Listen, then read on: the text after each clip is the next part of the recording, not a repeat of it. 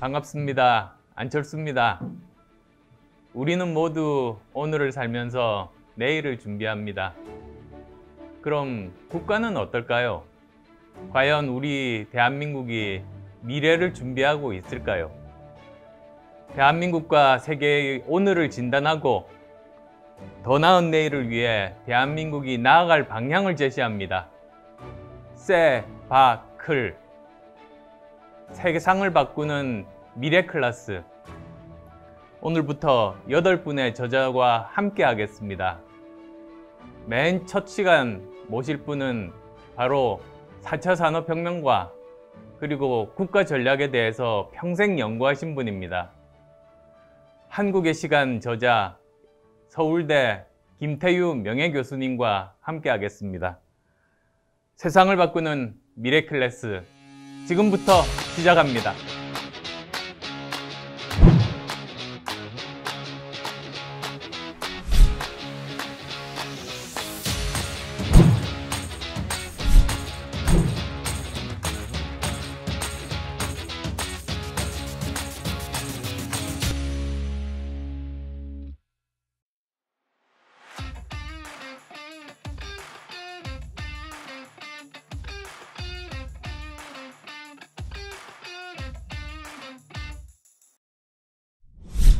제가 평생 연구한 국가가 왜 어떻게 발전하는가 하는 그 원리에 대해서 아주 그 중요한 핵심 요소만 제가 따서 말씀드릴까 그렇게 생각을 합니다. 첫 번째 에피소드, 국가 발전의 원리, 내생적 성장입니다.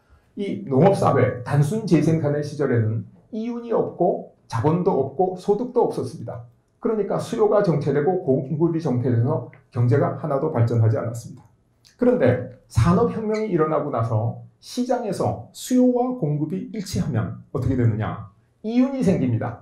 그리고 소득이 증가하고 자본이 축적되기 시작합니다. 소득 증가는 수요 증가를 부르고 축적된 자본은 기술 혁신을 통해서 신제품을 개발하고 대량 생산을 하게 돼서 신수요가 창출됩니다.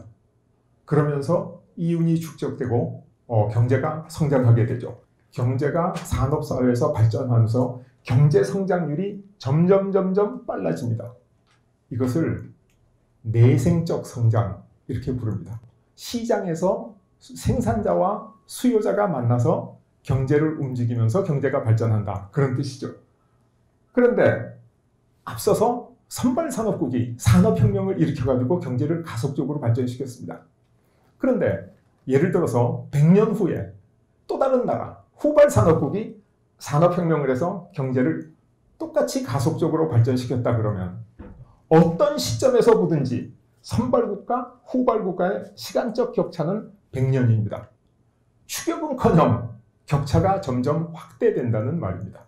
첫째로는 기술 수준의 차이가 나기 때문이고, 둘째로는 자본 규모가 차이가 나기 때문이고, 세 번째로는 지구상의 유한한 시장과 자원을 선발국이 먼저 선점했기 때문에 후발국은 선발국과 경쟁에서 아주 불리해지죠. 그래서 결론을 말씀드리면 자유시장 원리는 바로 내생적 성장을 의미하는 겁니다. 그런데 후발국과 선발국의 격차는 내생적 성장만 해서는 점점 커지고 후발국은 절대로 선발국을 추격할 수 없다. 그런데 우리 사회에서 소위 보수 혹은 우파라고 불리우는 학자들은 내생적 성장만 중요하고 외생적 성장에 대해서는 이야기하지 않거나 외생적 성장을 부정하는 경향이 있습니다. 그래서 제가 두 번째 에피소드로 후발국의 발전 원리인 외생적 성장에 대해서 간략하게 말씀드릴까 생각을 합니다. 농업국이 정체되고 산업국이 발전하니까 일부 농업국에서 뜻있는 지도자들이 선발국의 기술과 자본을 도입해가지고 우리가 국가 자원으로 자본을 축적해서 경제를 한번 발전시켜보자. 이게 공산주의라고 우리가 일반적으로 얘기하죠. 순수한 계획경제. 그러니까 내생적 성장이 없는 외생적 성장을 시도한다. 초창기에는 그 공산주의 국가가 선발국의 경제 성장 패턴을 상당히 쫓아갔는데 중간에 중단돼 버리고 맙니다. 성장에 대한 인센티브가 없기 때문에 열심히 일하지 않고 그래서 공산주의 국가가 전부 다 경제가 나빠지고 와해되고 몰락해버린 거죠. 자, 그렇다면 다른 경우를 한번 비교해 볼까요? 내생적 성장만 하는 후발국들이 있었습니다. 남미 국가들이죠. 남미의 학자들, 정치가들, 지도자들은 미국의 영향을 많이 받고 유럽의 영향을 받아서 내생적 혁신만이 국가 발전의 기본 원리라고 생각을 했습니다. 그래서 선발국을 따라 했는데 경제 성장 속도가 점점 더 떨어지는 거죠. 왜냐하면 유럽이나 미국은 선진 기술을 갖고 있는데 남미는 후진 기술밖에 없죠. 유럽이나 미국은 큰 자본을 축적했는데 남미는 자본이 크지 않죠. 그러니까 점점 더 격차가 커진다. 선발국을 추격해서 성공한 나라가 있는가? 한국하고 대만이 그렇게 했는데 선발국의 내생적 성장, 이것만 해가지고는 선진국과 격차가 커지니까 외생적 성장도 함께 하겠다. 이게 정부가 정책적으로 경제에 좋은 의미에서 개입하는 겁니다. 경제 발전을 등을 뒤에서 밀어서 더 빨리 발전하도록 도와주는 겁니다. 내외생적 성장하는 국가만이 선진국과의 격차를 좁혀가면서 선진국을 추격할 수 있더라. 이것은 객관적인 사실입니다. 그런데 WTO 체제가 들어서면서 자유무역을 하지 않고 외생적 성장을 시도하고 관세를 높이는 나라에 대해서는 실질적인 제재를 가하는 이게 글로벌 스탠다드로 자리 잡게 됩니다. 그래서 한국과 대만이 선진국으로 도약하지 못하고 중진국의 함정에 빠져서 지금 어려운 처지에 몰린 이유가 여러 가지 있겠지만 가장 큰 이유 중에 하나가 WTO 체제가 외생적 성장을 금지했기 때문이다. 이렇게 말씀드릴 수 있습니다. 근대 경제를 볼 때 내생적 혁신 없이 경제가 발전한 나라는 한 나라도 없습니다. 내생적 성장을 포기한 공산주의 완전히 다 멸망했죠. 근데 외생적 성장 없이 선진국, 선발국을 앞선 나라를 추격해서 성공한 나라도 단 한 나라도 없습니다.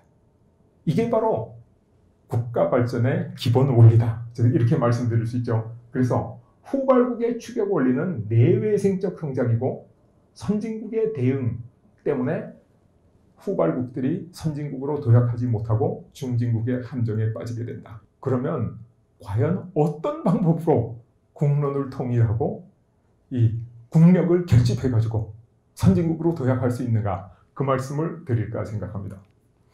한때 영국은 보수와 진보로 갈려서 분열 위기 직전까지 갔습니다. 이때 보수가 주장한 가장 큰 가치가 뭐냐 하면 유권자에 관한 겁니다. 세금을 많이 내는, 재산이 많아서 세금을 많이 내는 사람만이 투표권이 있어야 된다. 아니, 세금도 안 내는 사람이 국가의 미래에 대해서 발언권을 행사하는 건 옳지 못하다. 영국 진보의 가치는 뭐냐? 영국 사람이면 누구나 투표권이 있어야 돼.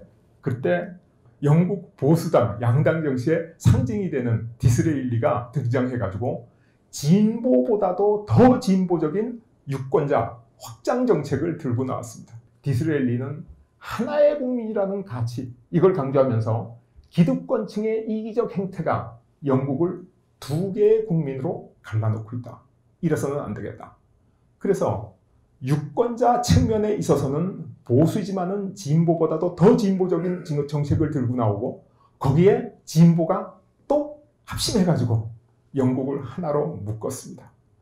이게 오늘날 대영제국, 세계를 지배한 해지지 않는 나라가 완성되는 과정이다. 이렇게 설명해도 과한 설명이 절대로 아닙니다.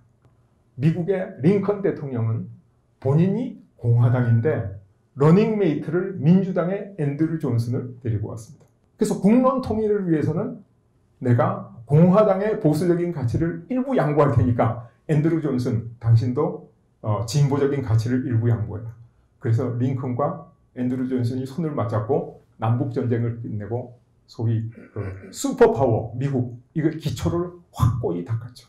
그러면 어떤 분들은, 또 제가 이런 강의를 했을 때 학생들은 우리나라에 저런 거국 내각이 있었지 않느냐. 영조정조 시대에 탕평책이라는 게 있었죠. 발전했습니까? 조선의 국력이 신장됐어요?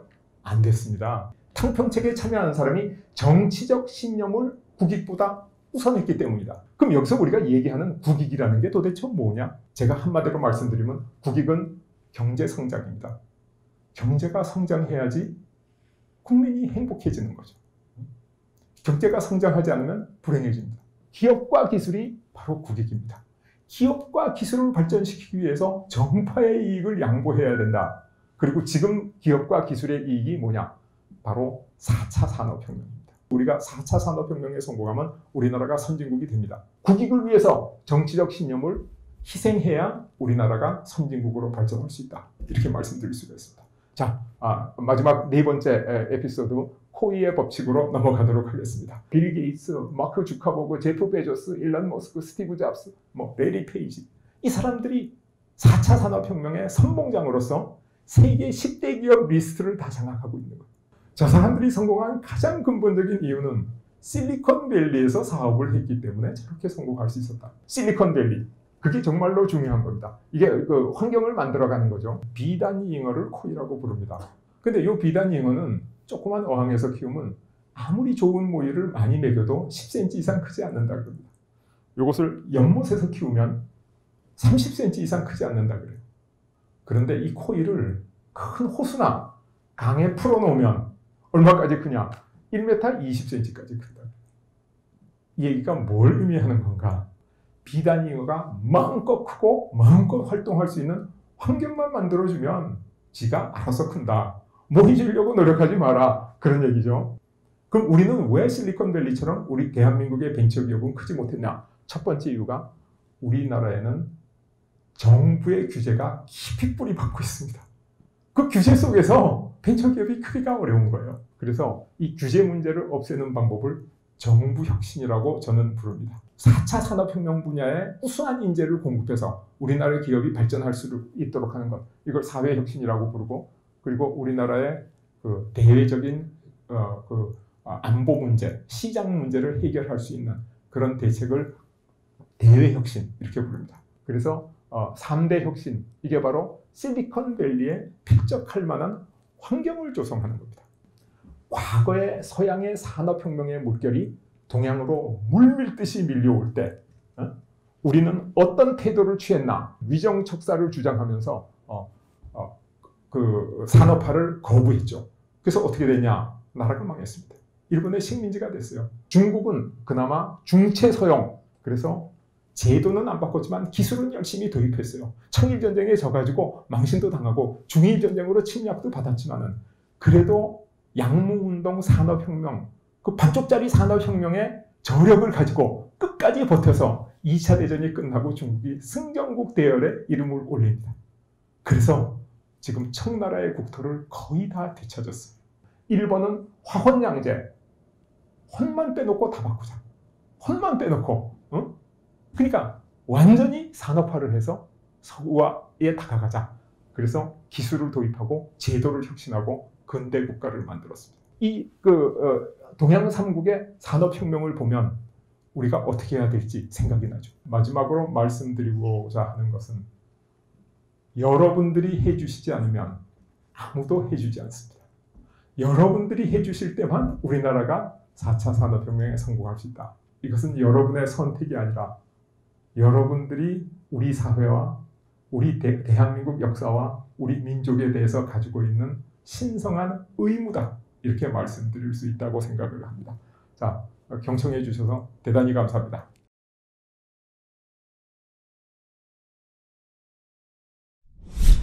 세상을 바꾸는 미래 클래스, 한국의 시간 저자 서울대 김태유 명예교수님과 함께하고 있습니다. 여러분 강의 어떠셨습니까? 재밌었어요. 교수님 저 말씀을 들으면서 저도 요즘 코로나19 이런 상황에서 저한테 제일 중요한 사건으로 인식되는 게 하나 있어요. 파이저나 모더나 백신 같은 그 mRNA 백신, 그 개발 과정입니다. 원래는 이 mRNA라는 게 옛날부터 있었어요. 그런데 이게 워낙에 불안정해서 금방 깨져버리니까 뭐 백신으로 쓸 수가 없었던 거죠. 그래서 이 바이오 기술하는 사람들은 뭐 거기에 대해서 포기하고 있었던 차에 반도체 기술을 주로 하시는 나노 기술자들이 이걸 본 겁니다. 저 문제는 우리가 쉽게 만들 수 있는 지질로 된 초미세 입자, 그걸로 둘러싸면 저거 안 깨지고 쓸 수 있을 텐데 그 아이디어를 착안한 겁니다. 그래서 그게 이제 파이저, 모더나 백신이 된 건데요. 이렇게 바이오 기술과 전혀 다른 분야인 이 나노 기술 간의 융합이 일어나서 이런 것들이 가능했던 거죠. 더 놀라운 건 그 다음에 벌어집니다. 그 가능성을 미국 정부에서 본 거예요. 그래서 이것이 개발 과정에서 어떤 장애물이나 또는 제도적인 미흡함이나 규제가 있는지를 살펴봐서 미리 다 없애버렸습니다. 그리고 또 실패할지 성공할지도 모르는데 과감하게 엄청난 그 연구비를 쏟아부었죠. 그래서 만들어진 게 이 많은 사람들을 살리는 코로나19 백신이 된 겁니다. 즉 기술만으로는 불충분하고 이걸 정치나 또는 그 정부나 제도가 얼마나 잘 이것을 제대로 현실에서 실현 가능하게 만드는가, 그것을 나타내는 저는 대표적인 사례라고 봅니다. 아까 교수님께서 말씀하셨던 제4차 산업혁명에서 정말 중요한 그 정부 혁신, 사회 혁신, 대외 혁신, 그런 것과 굉장히 맞닿은 그런 내용 아닌가 싶어서 저도 말씀을 드렸습니다. 자, 지금부터는 객석에 앉아 계신 5분이 계신데요. 궁금한 점들이 많으실 것 같습니다. 질문 시간을 가져보도록 하시지요. 교수님 강의 아주 잘 들었고요. 결국은 궁극적인 목적은 행복이고, 그 다음에 최소한 불행해지지 않게 위해서라도 경제 성장은 계속 해야 된다라고 말씀하셨습니다. 양극화라든지 아니면은 저출산의 문제라든지 이런 여러 가지 사회 문제들이 있는데, 이런 것들이 그러면은 4차 산업혁명을 통해서 성장 동력을 확보하고 다시 경제 성장이 가속화되면 좀 많은 문제들이 자연히 해결이 될 것인지, 아니면 이 경제 성장과 4차 산업혁명과는 별개로 이런 사회적인 문제들에 대해서는 어떤 별도의 노력이 필요한 건지 교수님의 의견을 듣고 싶습니다. 아주 중요한 질문이라고 생각되시는데, 아니 성장만 하면 뭐해? 인간이 행복해야지. 이제 이런 생각을 하시는 분이 많은데, 저는 그게 우리 사회에서 행복에 대한 논의가 상당 부분 오도되고 있기 때문이다. 저는 그렇게 생각합니다. 우리나라가 어떤 나라였나? 3포세대, 5포세대, 7포세대의 나라였죠. 젊은이들이 왜 그렇게 불행했냐? 경제가 성장하지 않으니까 취직 기회가 많아지지 않고, 취직해도 승진 기회가 많아지지 않고, 왜냐하면 경제가 정체되니까 새로운 기회가 생기지 않기 때문이죠. 그래서 젊은이들이 연애를 포기하고 결혼을 포기하고 출산을 포기하고 7포세대 가면 꿈과 희망까지 포기한 이유가 경제가 성장하지 않아서 그랬다. 그러면 젊은이들은 불행했는데 노인은 행복했냐? 우리나라 노인들의 빈곤율이 OECD 평균의 무려 4배입니다. 독보적인 일입니다. 노인들이 왜 이렇게 불행하냐? 나이는 들어서 고령화는 돼가고 고령 인구는 늘어나는데 경제가 성장하지 않으니까 그분들을 도와줄 방법이 없는 거죠. 그래서 결과적으로 우리나라가 어떤 나라였냐? 부끄러운 얘기지만 자살공화국이었습니다. 자살하는 사람들의 이유 80% 이상이 경제적인 이유입니다. 그래서 경제가 성장해야 되는 거죠. 그래서 저는 경제는 성장해야 되고 그냥 성장하는 게 아니라 가속적으로 성장해야지 국민이 행복할 수 있다. 경제 성장이 바로 행복이라는 사실에 대한 큰 그림의 동의와 합의가 이루어지지 않으면 우리가 행복을 절대로 찾을 수가 없다. 이렇게 말씀드리면 질문에 대한 대답이 된 걸로 해주시겠습니까? 교수님께서 책에서 산업혁명이 일어난 것이 아니라 일으킨 것이다 이렇게 언급을 하셨고, 4차 산업혁명은 한 나라만 독점할 수 있는 것이 아니기 때문에 우리가 먼저 일으켜야 된다 이렇게 언급을 해주셨는데, 이미 앞서 나가고 있는 미국이라든지 EU를 우리가 따라잡을 수 있을 것인가, 우리가 먼저 일으킬 수 있을 것인가, 이것이 굉장히 궁금했습니다. 산업혁명은 일어나는 게 아니라 일으키는 거다 한 거는 내생적 혁신이 아니라 내생적 혁신 플러스 외생적 혁신이 있어야 산업혁명이 일어난다. 그런 말이죠.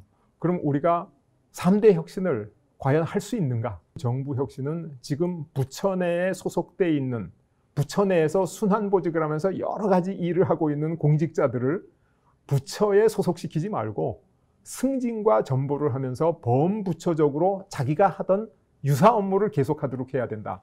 자기가 하던 일을 범부처적으로 어디든지 찾아다니면서 그 일을 계속하도록만 만들어주면 우리나라 공무원들이 전문가가 됩니다. 그래서 공무원의 소속을 부처로 하지 말고 직무로 하는 직무군 제도를 하면 바꿀 수 있다. 우리가 할 수 있느냐? 할 수 있습니다. 정부 조직을 그대로 두고 소프트웨어, 인사제도만 바꾸면 할 수 있기 때문에 아주 손쉽게 할 수 있다. 이렇게 말씀드릴 수 있어요. 두 번째 얘기하는 사회혁신. 그 7급 공무원을 뽑는데 200대 1, 300대 1 됐다. 이거 신문 기사에 났지 않습니까? 젊은이들이 가서 주민센터에서 일을 하면 열심히 하고 잘하죠. 그러나 저는 그 젊은이들보다는 차라리 우리나라의 아이를 키우면서 경력이 단절된 여성들, 아니면 50대 초반에 나오는 베이비 부모, 그래서 아이를 키우면서 아니면 사업을 하면서 우리 사회의 어려움과 사각지대에 대한 그 고충을 잘 아는 경력 단절 여성이나 베이비 부모 은퇴자들을 그 7급 공무원으로 흡수하면 오히려 일을 더 잘할 수 있고 유동지능이 충만한 젊은이들이 4차 산업혁명으로 진출하게 할 수 있다.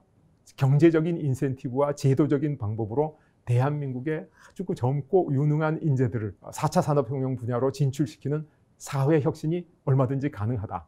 그리고 대외혁신, 인류 문명이라고 하는 것은 큰 길을 통해서 형성이 됩니다. 왜냐하면 길이, 상업이 부가가치를 엄청나게 창출합니다.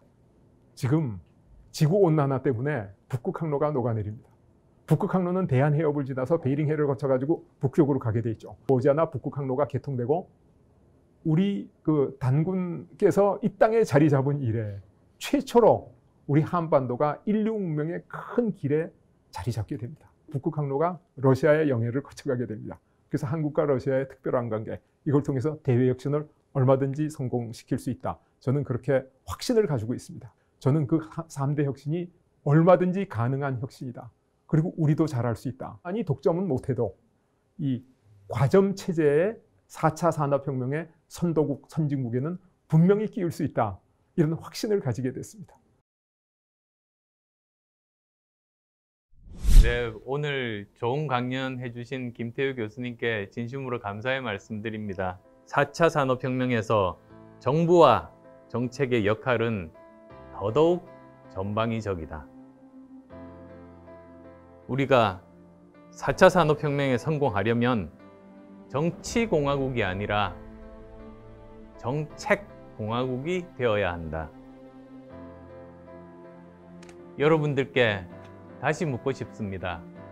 우리는 정치공화국입니까? 정책공화국입니까? 세상을 바꾸는 미래클래스 안철수였습니다. 고맙습니다.